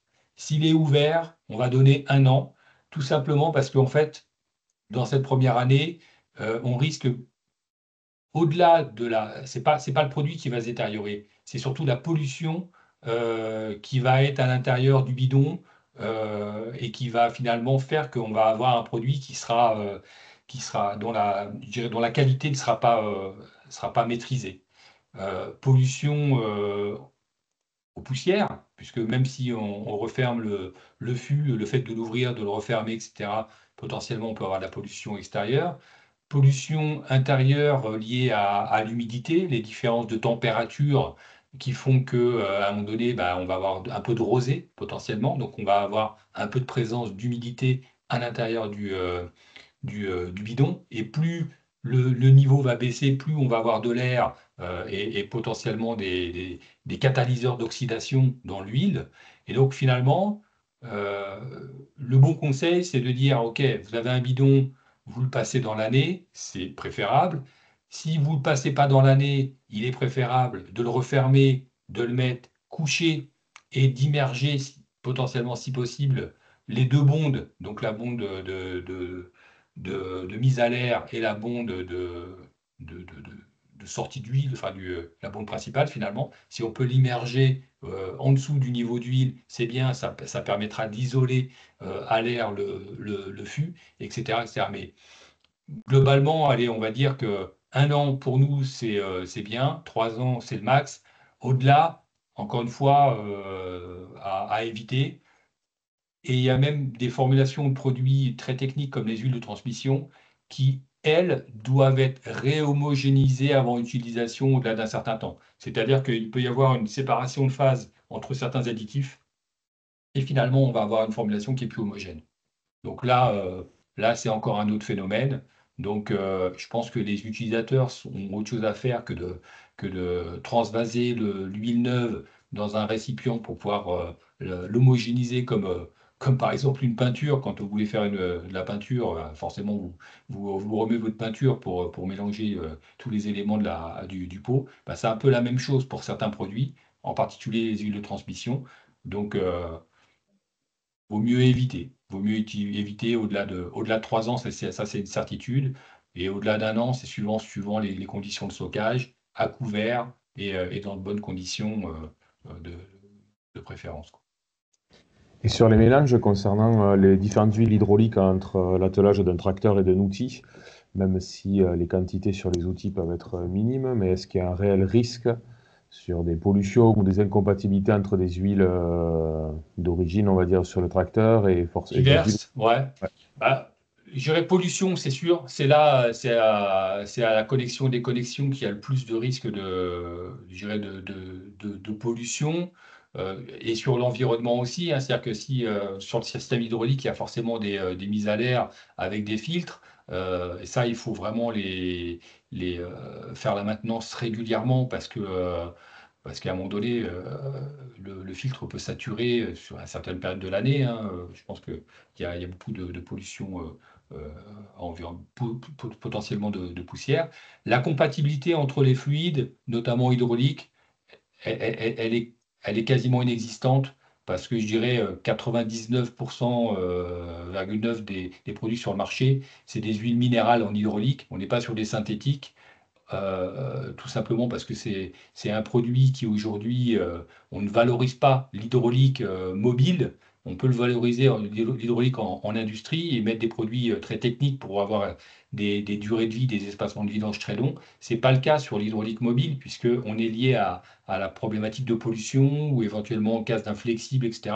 Donc les utilisateurs, ils mettent une huile hydraulique, une bonne huile hydraulique ou une huile hydraulique pas chère, mais c'est jamais des produits exotiques, entre guillemets. Donc on est sur des huiles, à 99,9, à mon avis, on est sur des huiles minérales. Potentiellement, les gens qui utilisent du bio, donc là, ça c'est un problème différent. Pour garder le caractère biodégradable, il y a une procédure, etc., qui est bien spécifique, mais là c'est un sujet différent. Ce n'est pas un problème de compatibilité entre les produits, puisque les produits seront quand même assez compatible, je dirais même sur une biodégradable, hein, puisqu'on est sur des, si on prend la gamme Shell, on est sur des esters synthétiques et c'est compatible avec les huiles minérales. Pour autant, on va perdre tout le bénéfice au-delà de 5% de mélange d'une huile conventionnelle avec une huile biodégradable. Entre guillemets, on perd le bénéfice de l'huile biodégradable. Donc non, pas de problématique entre les huiles, mais problématique de pollution effectivement à surveiller, à maîtriser de façon assez soignée, quoi. Transmission mécanique. Donc là, sur la partie lubrification, effectivement, là, on a également les normes. On va faire référence également à l'API. Et donc là, en fait, en agriculture, on va avoir essentiellement l'API GL4, l'API GL5 ou le MT1. Et donc là, on va avoir une rapide définition de ce que c'est l'API GL4. Donc, c'est pour les transmissions à denture hélicoïdale. Donc, c'est ces aspects ici hein, qu'on voit ce type de denture. Pour les boîtes de vitesse synchronisées, boîtes et les transmissions hypoïdes, etc., peu sévères. Donc là, je dirais c'est plutôt sur la partie boîte, boîte de vitesse. Anti-usure, extrême pression sont requis, donc c'est le type d'additif. Sur la partie beaucoup plus chargée, donc les ponts notamment, on va avoir besoin d'API GL5. Donc là, on a une additivation qui est vraiment beaucoup plus forte, notamment en extrême pression. Hein, on a une formulation au soufre-phosphore parce qu'on va avoir des coupes élevées, des chocs, etc. Donc, généralement, il y a peu de produits qui font les deux, API GL4, API GL5. Ça peut arriver, mais c'est quand même à la fois, généralement, les produits on fait le distinguo entre l'API GL4 et l'API GL5. Ce n'est pas les mêmes types de formulation. Et également, en termes de viscosité, vous allez voir que en API GL4 et API GL5, c'est souvent pas les mêmes plages de visco. Et ça, ces éléments-là sont fixés par le fabricant finalement de la transmission.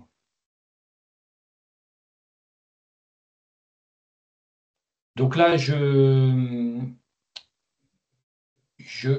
passe à la partie gamme Shell. Pour aider les utilisateurs, nos clients, on a fait des différents documents, des plaquettes, des choses comme ça, qui sont à destination des utilisateurs pour les aider à finalement à repérer dans la gamme Shell où vont les produits, quels sont les produits. Donc là, si on parle des UTTO, hein, donc les fluides de transmission universelle, donc là, on a essentiellement deux produits, Spirax S6 TXME et S4 TXM. On voit que les viscos sont relativement proches, hein, 10W30, 10W40. Je vous rappelle que ce n'est pas des huiles moteurs, hein, c'est vraiment, c'est pas des Stouks, c'est des UTTO. Mais on garde une classification SAE. Donc, dans la gamme Shell, la compréhension de la gamme, elle se fait, si je prends les huiles moteurs, par le nom de la gamme. Donc, les huiles moteurs, ça s'appelle Shell Remula. Ensuite, on a une classification par un chiffre. Et plus on monte dans le chiffre, plus on va avoir un produit technique. Et puis après, on a des lettres qui traduisent la destination, entre guillemets, et la viscosité. Au début, ça paraît un peu compliqué, mais finalement, c'est assez simple. Je vais pas rentrer dans le détail tout de suite parce qu'on n'a vraiment pas le temps, mais gardez à l'esprit que ce genre de classification sont à destination des utilisateurs finaux pour les aider à choisir finalement quels peuvent être les produits adaptés à leurs besoins. Et donc là, en huile moteur, on part d'une 1540, éventuellement jusqu'à une 530, mais globalement, on reste sur 1540 et 1040 qui sont la grande majorité. 1040, c'est la grande, ou 1030, c'est la grande majorité des huiles moteurs qui sont utilisées aujourd'hui pour des moteurs récents. Les transmissions, on les a, notamment les transmissions finales, là effectivement, donc là les API GL5 en l'occurrence, on les a ici. On a quelques graisses, etc., etc. Donc là, pareil, présentation des produits, aller avec un positionnement de gamme, entrée de gamme, milieu de gamme, gamme premium, avec les applications, donc les STU, on en a quand même encore des STU, donc incluant le moteur. Par contre, je suis étonné que je vois pas la transmission, pardon. Donc là, on l'a pas mis, mais c'est effectivement, je vais le mettre, UTTO. Ce sera plus facile à dire. Donc les UTTO qui sont vraiment le produit principal avec l'huile moteur. Donc vraiment le produit qui est utilisé par tout le monde, c'est la S4TXM 1030 sur la partie UTTO. En huile moteur, vraiment le courant, c'est une 1540 dit low SAPS, toujours pour préserver les systèmes de post-traitement. Et puis en hydraulique, une TELUS S2VX qui est le courant. Une TXM peut être utilisée également. Là, c'est quand on a un circuit différencié. Vous voyez, en termes de pourcentage, donc transmission, 50% du volume, les huiles moteurs, 40%, et après, c'est un peu anecdotique. Sur la partie donc huile moteur, comme je vous le disais, on a le positionnement des produits les uns par rapport aux autres avec un chiffre, 4, 5, 6, et plus on monte, plus on est sur produits techniques. Dans la gamme agri, on arrive à faire le boulot avec un produit classique, une 1540 du niveau R4. R4L pour low SAPS, R4X, c'est pas low SAPS. Donc c'est pour les moteurs qui sont post 2000. Donc voilà. Ensuite, on a effectivement des documents, ça c'est des extraits de documents comme la plaquette Shell dans le domaine de l'agricole. Donc on a les huiles moteurs, on a toutes les spécifications génériques et les spécifications constructeurs. Et donc quand on l'indique sur la plaquette, Alain, on a vraiment l'homologation du constructeur. Là-dessus, on ne transige pas sur cet aspect-là. Et là, on a un peu la même chose, la classification là, sur les transmissions. Cœur de gamme S4TXM. Oui, S4TXM. On a éventuellement la version synthétique de la TXM avec la S6 TXME. Si on a des problématiques, notamment en termes de température, etc., mais je dirais 80% du temps, ou 90%, on est sur la TXM. Et après, on a un peu des spécialités qui gravitent autour de tout ça. Et donc là, on voit les produits Spirax, les différents produits, et on a les normes suivant les besoins. Je vous ai mis, je ne vais pas revenir là-dessus parce que là, ça va être trop long. Il y a quand même des cas particuliers avec du matériel particulier où il faut être vigilant. Je vous ai mis la Spirax par exemple, S4TXM et le produit UTTO qui couvre 80-90% des besoins. Cependant, il y a certains produits, il y a certains matériels. Là, on prend l'IVT, CVT Autopower de chez John Deere, qui ont besoin d'une norme spécifique. Là, c'est une norme ZF. Et donc là, avec le produit John Deere qui est approuvé. Donc là, pour le coup, il y a effectivement des exceptions. Et donc là,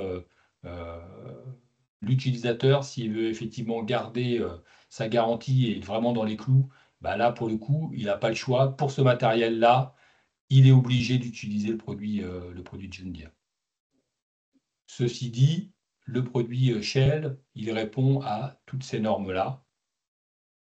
Il a les homologations sur ces produits-là. Il répond aux exigences de ce niveau-là. Donc là, effectivement, on fait la différence entre l'homologation et la recommandation. Donc sur certains matériels, il faut faire gaffe. Pareil, là, sur les Fendt, transmission Fendt Vario, bah, il y a un produit adapté, spécifique en UTTO, qui est une Spirax S6. Bon, là, on est sur du matériel très récent, etc., avec des conditions notamment d'espacement de vidange particuliers. Donc là, je vous ai mis quelques exceptions. Là, il y a effectivement les transmissions par type de fabricant, quelques exceptions, etc., etc. Donc, je vous ai mis tout ça. Je vous ai mis également les graisses. Donc, on a 3 niveaux, hein, on va dire du plus classique au plus technique. C'est des huiles multifonctionnelles, toutes les 3. Simplement, ce qui les différencie, bah, c'est le niveau de performance des unes par rapport aux autres. Donc, plus on monte, plus on va être sur un produit performant. Je dirais le médian convient tout à fait pour de la multifonctionnelle en graisse. Et la médian est la même couleur que l'autre, quoi. Que la première. Mais alors, la standard, c'est la couleur. C'est la. Non, beige. C'est pas la. C'est la beige. Et la bleue, elle se trouve où alors? La bleue, on la fait plus. La bleue, c'était une Retinax qui a été remplacée il y a quelques années. Mais on n'a plus de bleu, on n'a que du rouge.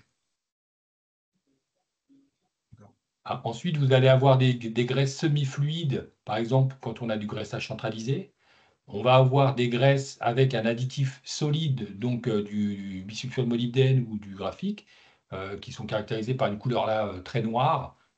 Quand on a, par exemple, allez, on va être moins sur les tracteurs, mais par exemple sur du matériel de levage, hein, sur un Manitou, par exemple, ou sur une pelle, un axe de godet, une chargeuse, un axe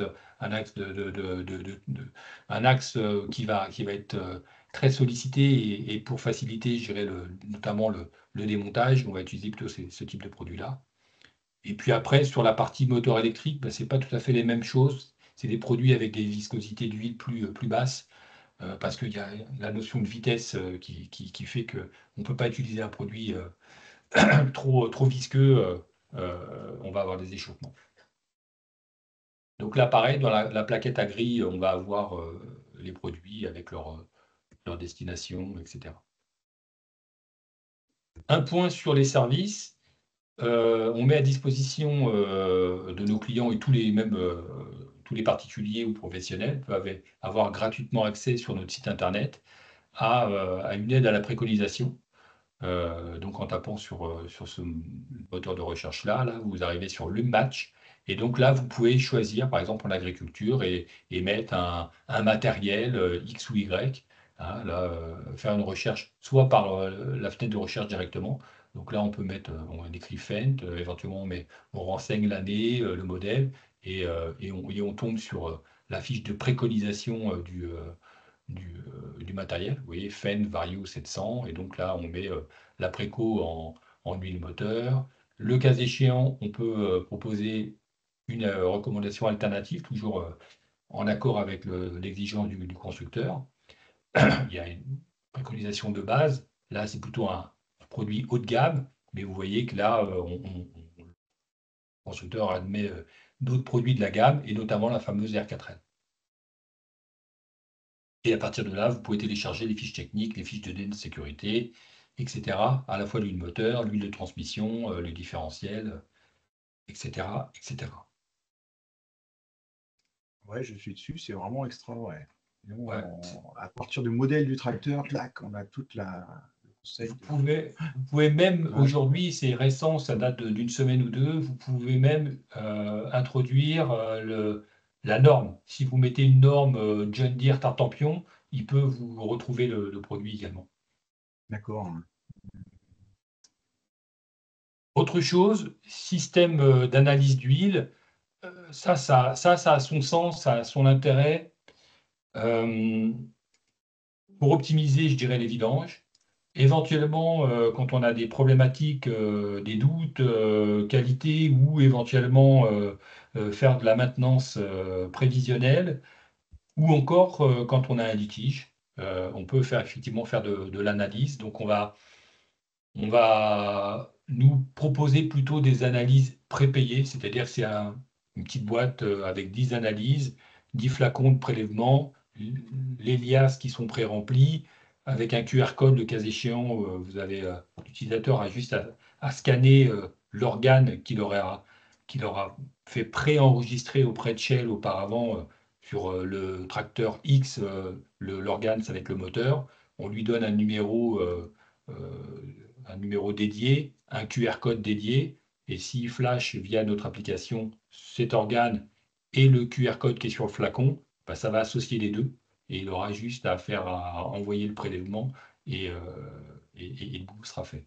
Sinon, c'est remplir rapidement la liasse à la main pour qu'on puisse identifier. Et donc là, finalement, on va essentiellement faire des analyses sur les moteurs, sur l'huile hydraulique, sur l'huile de transmission. Et donc, qu'est-ce qu'on va chercher? Bah, on va chercher des éléments comme la viscosité, voir si la viscosité n'a pas trop varié, qui pourrait traduire de l'oxydation ou d'une dilution. On va chercher les éléments, la teneur en eau, hein, un polluant.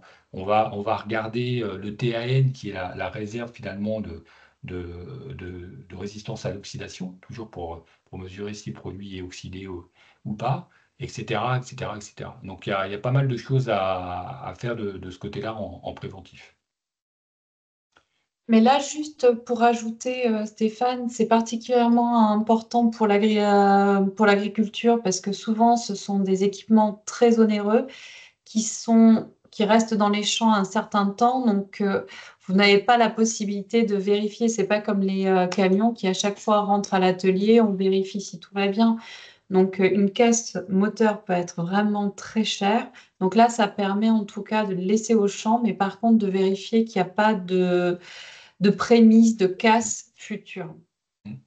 Ce qui est assez pratique dans notre système, finalement, c'est l'histoire du QR code, ça je voulais évoquer. L'envoi également, une fois que l'utilisateur a fait ses prélèvements, il prend rendez-vous sur le site internet de DHL et il y a un enlèvement gratuit sur site qui est fait, donc il n'a pas besoin d'aller jusqu'à la poste faire son envoi de colis. Donc c'est assez efficace, hein. Et en termes de facturation, c'est aussi pratique parce qu'il achète des boîtes de 10, c'est prépayé, il n'y a pas de facturation au coup le coup, c'est assez bien géré, quoi.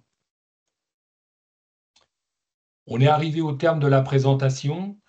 Dans le Q&A, dans le question-réponse, donc j'ai mis l'aspect recyclage et fin de vie des huiles usagées. Donc là, en fait, ce que je peux si j'ai bien compris la question finalement, comment est gérée finalement la partie huile usagée, à la fois sa collecte et qu'est-ce qu'on en fait. Donc en fait, depuis 2022, finalement, l'État a délégué aux producteurs d'huile la responsabilité de gérer cette filière-là à travers donc une REP, hein, c'est la responsabilité élargie des producteurs. Donc c'est entré en vigueur à travers la loi AGEC, qui lutte contre le gaspillage et l'économie circulaire. Donc finalement, un organisme a été créé qui s'appelle Cyclevia. Cyclevia, c'est un organisme indépendant qui a reçu un mandat de l'État pour 6 ans, je crois. Et donc cet organisme a pour vocation d'organiser la filière pour optimiser la collecte et le retraitement des huiles usagées. Donc c'est Cyclévia, c'est environ 22 adhérents, donc c'est 22 entreprises, comme Shell, comme Total, comme Castrol France, etc. Donc c'est des gens qui sont les premiers metteurs sur le marché français d'huile, donc les fabricants. Donc, par exemple, Carrefour ne sera pas, ou n'importe quel, je dirais, distributeur ne sera pas un metteur sur le marché, c'est vraiment le fabricant, le premier metteur sur le marché qui est concerné et qui doit, lui, collecter, enfin, qui doit supporter économiquement, je dirais, cet organisme-là, cet organisme qui est Cyclévia, à travers une contribution qu'on appelle l'écotaxe, et donc qui est valorisée à, je crois, en moyenne 8 euros 8 euros la tonne. Donc c'est pas une taxe, on appelle ça une éco-contribution, et donc ça sert à financer l'ensemble de la filière. Ce montant-là, nous, on le répercute auprès de nos clients, hein. Donc quand on fait un prix de vente, c'est éco-contribution comprise. Cette éco-contribution, elle est variable en fonction de la nature du produit, c'est-à-dire qu'un produit classique, on a une valorisation à peu près à 8 euros la tonne. Si on a des produits biodégradables ayant l'écolabel, on est exonéré de cette éco-contribution. Et à contrario, si on est sur des produits avec des substances un peu plus classifiées comme dangereuses, on a une majoration de l'éco-contribution qui pourra tourner à 8 euros la tonne à peu près. Donc en fait, Cyclévia collecte tous ces fonds et elle organise la filière en sélectionnant après des sociétés, des collecteurs homologués. Et donc, les utilisateurs finaux peuvent s'adresser par exemple à Cyclévia, ils vont sur leur site internet, par département, ils vont sélectionner le département où ils sont leur installation et avoir une liste de collecteurs agréés qui ont pour vocation d'aller collecter gratuitement chez l'utilisateur les lubrifiants. Et donc, ces lubrifiants collectés, en fait, Cyclévia va après les rediriger pour partie vers des usines de recyclage. Il y en a 2 en France, Ecohuile et Ecovalor. Et donc, pour fabriquer ensuite des produits de seconde main, mais qui sont techniquement aujourd'hui pas très performants, puisque c'est simplement de la filtration d'huile usagée. Il existe d'autres procédés techniquement beaucoup plus élaborés et c'est pas encore il n'y a pas encore d'usine en France, mais il y a un projet de création d'une usine justement à travers Cyclévia pour ensuite faire des produits re-raffinés, c'est-à-dire que ces produits usagés vont retourner en unité pardon, de re-raffinage pour être dépollués et améliorer de nouveau les capacités intrinsèques du produit d'huile de base pour en faire un produit plus haut de gamme. Les produits qui sont collectés et qui ne sont pas recyclés aujourd'hui sont revendus comme historiquement sur des filières comme la cimenterie, des choses comme ça, ou la sidérurgie qui alimentent des fours, donc qui sont brûlés, qui sont incinérés. Ça peut être également traité dans des centres de retraitement avec qui vont alimenter des turbines et créer de l'électricité.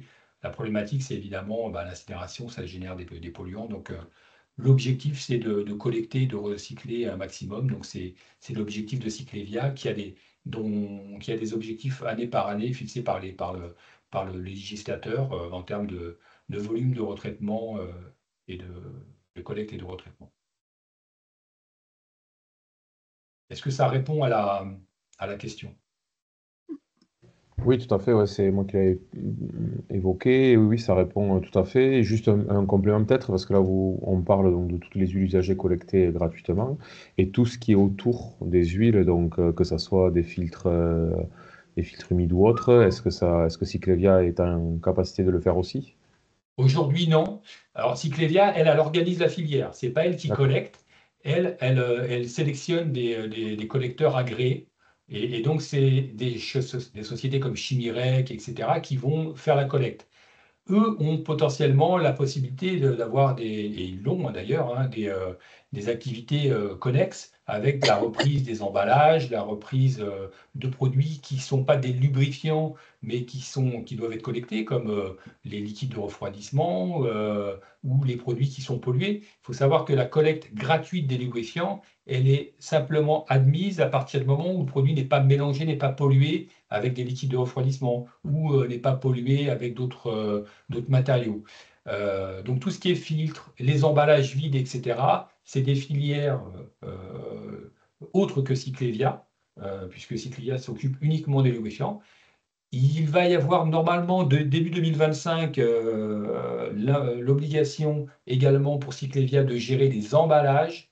Donc ça va être une nouveauté. Mais tout ce qui est filtration et produits connexes, c'est vraiment les collecteurs agréés qui s'en chargent. Et là, c'est facturé finalement. L'intérêt de Cyclévia pour l'utilisateur final, c'est que c'est gratuit. Le reste, les emballages aujourd'hui, c'est payant. Demain, ça sera probablement gratuit pour l'utilisateur final, mais ça fera aussi l'objet probablement d'une éco-contribution supplémentaire qui sera payée en amont par le premier achat, mais qui sera gratuit pour l'utilisateur final. J'ai une petite question, mais bon, je dois partir assez vite. Mais on n'a pas parlé du rapport entre les lubrifiants et les économies de carburant. Ouais, c'est vrai. Alors, je l'ai passé très rapidement. Vous avez raison. Le rapport, en fait, il est.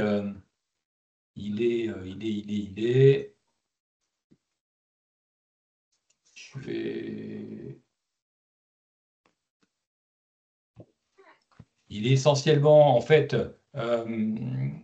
lié au niveau, finalement, de la... C'est la viscosité, en deux mots pour simplifier. C'est la viscosité qui va essentiellement déterminer l'économie de carburant. Comme je vous le mentionnais tout à l'heure, il y a une évolution des normes sur l'huile moteur poids lourd. On est passé de 15W30 à 1040. Aujourd'hui, sur les poids lourds, on est sur des 5W30, voire des 0W30, voire des 0W20 en lubrifiant première monte poids lourd. Et donc ça, pourquoi? C'est simplement pour augmenter, je dirais, le caractère fuel economy des moteurs par rapport à une 1540. Donc, et vous avez des études, des essais comparatifs un peu avec ça, non? C'est normalisé. Donc, effectivement, tout ça, c'est normalisé.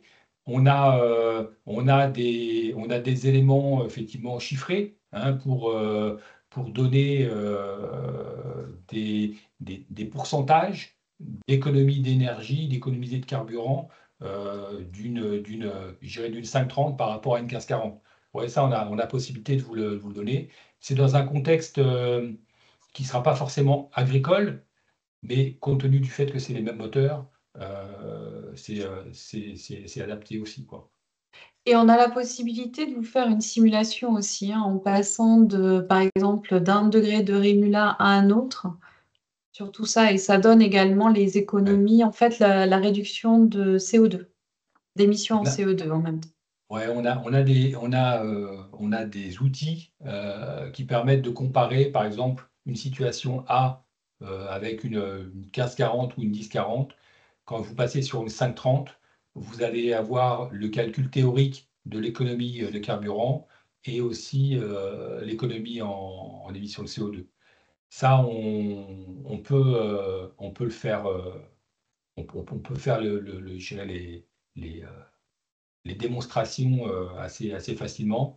C'est des petits tableurs, des petits tableurs qui sont développés chez nous, mais qui fonctionnent bien et qui sont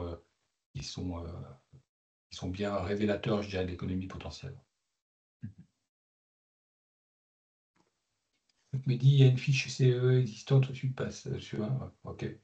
Ouais, parce que c'est pas spécifique effectivement à la grille, mais compte tenu du fait que c'est les mêmes moteurs, les mêmes types de moteurs à la base, c'est effectivement adapté. Ouais. Et donc, l'économie d'énergie, de quoi on parle? On parle de 3-4% par rapport à une 1540, quoi. En passant sur une 530, par exemple.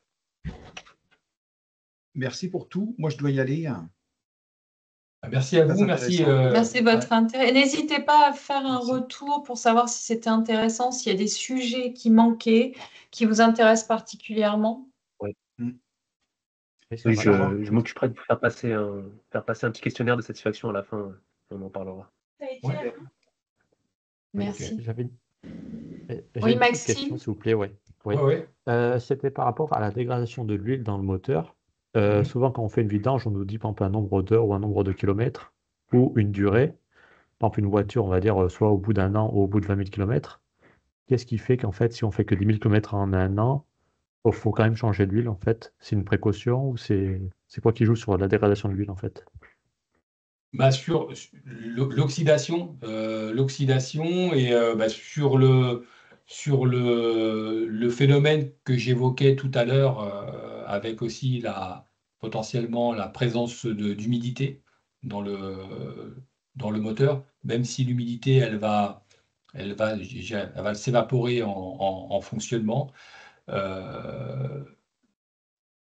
Le caractère kilométrique, finalement, il est déterminé par le constructeur, le motoriste, en fonction de la capacité de carter, la formulation qu'il a déterminée pour le type de moteur, la complexité du moteur et, euh, et, euh, et le fait que on arrive sur finalement des volumes d'huile qui sont quand même assez réduits, et donc on est obligé à un moment donné d'augmenter la fréquence de vidange. Sur l'aspect calendaire, le fait de proposer une vidange plutôt annuelle au minimum, c'est effectivement parce que on va pas maîtriser tellement le vieillissement de l'huile, même à l'arrêt. C'est un peu comme les pneus, c'est un peu comme les durites. À un moment donné, il peut y avoir un vieillissement du matériau, même si on s'en sert pas, quoi. Et donc là, pour l'huile, c'est essentiellement l'oxydation finalement qui va rentrer en considération. Et donc l'oxydation, c'est l'acidification de l'huile et qui va générer une efficacité limitée ou même une attaque chimique, hein, finalement. À partir du moment où l'huile elle est devenue acide, elle va venir attaquer chimiquement les matériaux et en particulier les métaux mous, quoi. Bon, écoutez, je vous remercie. Je vais enregistrer la présentation, enfin le document en PDF, et puis je l'enverrai à Mehdi qui vous le fera passer. Et puis, je vous remercie pour votre attention et je vous souhaite un bon appétit pour ceux qui vont déjeuner. Merci Allez, à au vous. revoir. Merci, Merci. papa. Merci beaucoup, merci pour la Bonne présentation. journée à tous. Au Bonne revoir. journée, au revoir.